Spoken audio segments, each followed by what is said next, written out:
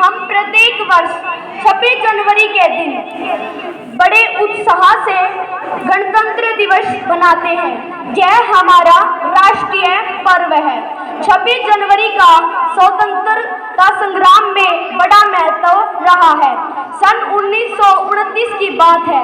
भारतीय राष्ट्रीय कांग्रेस के लाहौर अधिवेशन के सभापति में पद से पंडित जवाहरलाल नेहरू ने राष्ट्र के लिए पूर्ण स्वतंत्रता का लक्ष्य घोषित किया था।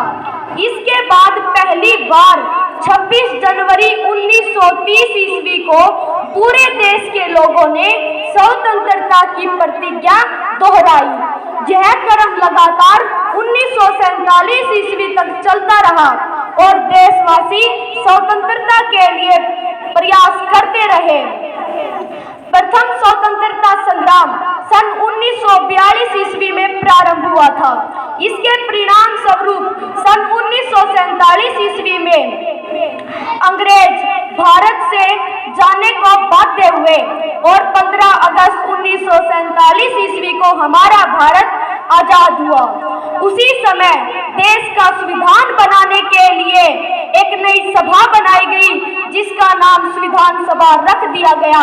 डॉक्टर भीमराव अंबेडकर जी भी इस संविधान बनाने में उनका महत्वपूर्ण योगदान रहा है। इसके द्वारा बनाए गए संविधान को 26 जनवरी 1950 ईस्वी को पूरे देश में लागू कर दिया गया और भारत को संप्रभुता संपन्न गणराज्य घोषित कर दिया गया। इसी दिन भारत के प्रथम राष्ट्रपति राजेंद्र प्रसाद भी वही थे। तभी से 26 जनवरी को गणतंत्र दिवस के रूप में मनाया जाता है। तो इस दिन सभी राज्य के, जिलों के, तहसीलों के, मुखियाओं के, स्कूल संबंधी संस्थाओं में इस कार्यक्रम को बड़े उत्साह से मनाया जाता है। राजधानी दिल्ली में भी इस राष्ट्रीय पर्व को बड़े हर्षोल्लास से मनाया जाता है। हम गणतंत्र दिवस पर हम भारतीय हृदय खुशी और उल्लास से भरा रहता है। जन जन का उत्साह और देश के नागरिकों की राष्ट्रीयता की प्रगाढ़ की भावना का परिचय देता है।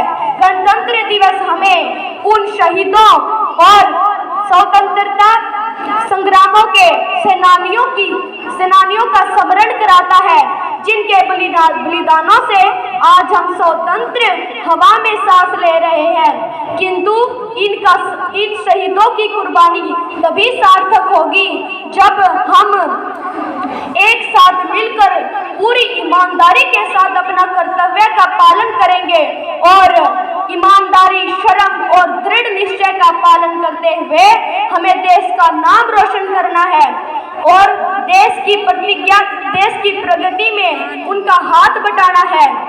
मैं आपसे यही निवेदन करता हूँ कि आप देश को आगे और आगे बढ़ाने का प्रयास करते रहे, परंतु स्वतंत्रता के बाद अभी भी देश में बेरोजगारी है, भ्रष्टाचार है, धोखा है, अन्याय है और कई असमानताएं भी देखने को मिलती हैं। तो मैं आपसे यही निवेदन करता हूं कि इन सारे भ्रष्टाचारों को हम एक साथ मिलकर खत्म करेंगे और ईमानदारी से अपना कार्य करेंगे, तभी देश विज्ञान और शिक्षा में और अन्य कामों में भी तरक्की करेगा। बुझा है जिस घर का